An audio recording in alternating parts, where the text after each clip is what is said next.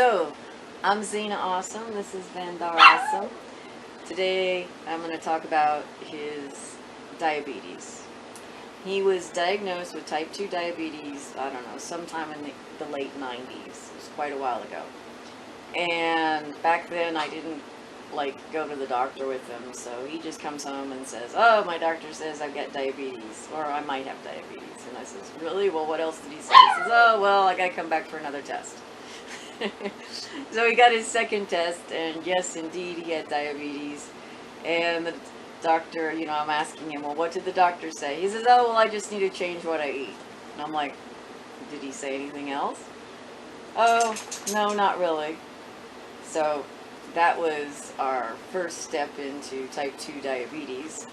After that, I decided that I probably needed to go to the doctor with him to get more answers. So I says, "Well, did you ask this? Did you ask that?" And he's like, "No, no, no." So I was like, "Okay, no, this isn't going to work." So for a long time, I didn't really say anything, and he was doing his own thing, and he was an uncontrolled diabetic for, I don't know, many years. They put him on several drugs, and he was still pretty uncontrolled. His blood sugars were usually in the 200s.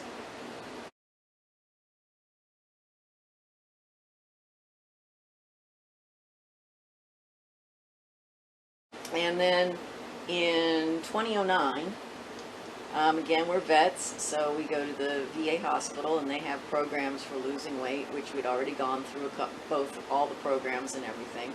So in 2009, we decided we were going to have gastric bypass surgery.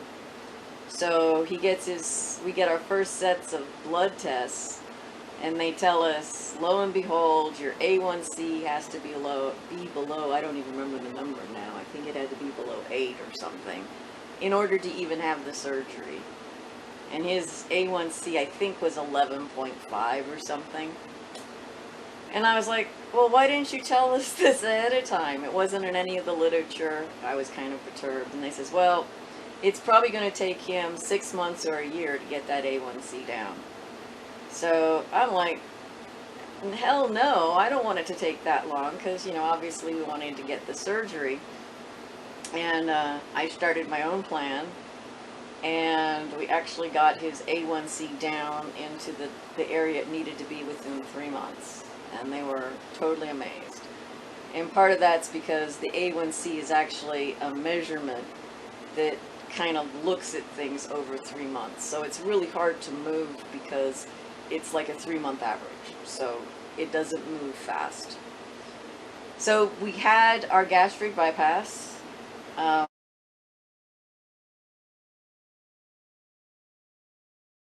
lost a lot of weight. He lost a fair amount of weight, and as with most people, he was able to go off all his meds. But a few years afterwards, his A1C and his blood sugar crept back up again. And so he went back on the meds, and I decided to do something similar to what I'd done before the surgery. And when we did it before the surgery, it was just a temporary thing. So this time, it was going to be a lifestyle change. And what we did is I came up with a food plan based on foods he liked to eat and cravings that he needed to have satisfied.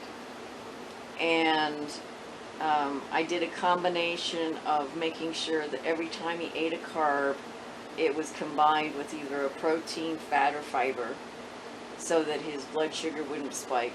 So back then he couldn't have fruit because fruit would spike his blood sugar. And I would test him multiple times a day after everything he ate to see how everything was working for him. And I came up with this plan where he ate basically 200 calorie snacks every even hour, starting at 8 a.m. and ending at 8 p.m. So he ate this 200 calorie meal / snack. So he was always eating, and although some of them were somewhat set in what he ate, the others were more variables so he could pick and choose what he was feeling like. And it was all based off of things he liked. I had everything pre-packaged and ready to go, so he could just go, and if he wanted 200 calories nut bag, it was already made up. If he wanted 200 calories of dark chocolate, extra dark chocolate, it was already made up. And I also had him on a beverage that had dark chocolate or cocoa powder, cinnamon, and tea in it that he really liked to drink. And it also had some protein powder in it, and the protein powder helped just everything neutralize out. And he did that for probably 2 years, 3 years, and doing it, following it, and tweaking it, and making sure that he was always satisfied with what he ate, we were able to actually get his blood sugar back in line. And now, since he's had the cancer, he lost a bit more weight, and then we got permission to lose even an extra 20 pounds, which he did lose. His A1C is 5. So his diabetes is completely under control. You're never considered cured of diabetes, but I'm so pleased that he's doing so well. So now he can pretty much eat anything, and he doesn't seem to spike his blood sugar. But the plan I came up with was very specific for him, but by it being every even hour, he knew he could just look up at the clock and see if it was time to eat, or if it was, 20 minutes after the even hour and he hadn't eaten, he knew he needed to go grab something. And so it gave him a lot of control, but kept everything controlled. As an example of his breakfast, he would have 1 egg and 1 piece of bacon. And then we also had where there was 200 calories of fish in one of his meals. And then, like I said, there was almonds in one, there was chocolate in one. We had little packs of crackers and cheese. We had little packs that we made for prosciutto. I make like prosciutto and cheese. Just different things that he liked would all be packaged up into these little 200 calorie little bunches. So he didn't even have to measure. It was already measured for him. He just grabbed it.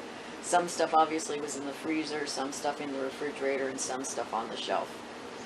And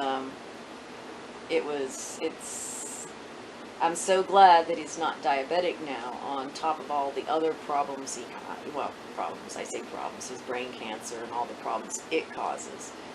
Because if he had diabetes on top of everything else, he probably wouldn't be here now. Because this cancer is so debilitating. And to have more than one thing causing problems, major thing causing problems, the body just gives out. I think that's part of why older people with glioblastoma don't have a very good survival rate. So, anything else there about the diabetes and the little packets of food? It is wonderful. I love it. It just made me really happy. I could do any kind of it was me being able to be in control of things. And yeah, I'd have my little pieces of chocolate or my stuff to eat, or this, that, and the other. They were always available, but I could be watching what I had to eat and being in charge finally of losing stuff and still being able to take care of things. It was just fantastic. Right, because one of the great things that made it, I think, so doable is even though the portions were really small, as I told him or explained, I says, if you only have this small piece of chocolate now and it doesn't feel like enough, just tell yourself you can have another piece in 2 hours. And a lot of times 2 hours later, when he got to choose again, he wouldn't choose the chocolate. Make But- another choice. But just knowing that if he wanted another piece, he could have another piece. And he could have another piece after that. He just had to wait. That made a huge difference. So, please like us. Please comment if you want to know more about how that worked and what I did. And subscribe to our channel. Yes, as you can see, our dogs are being a little needy today.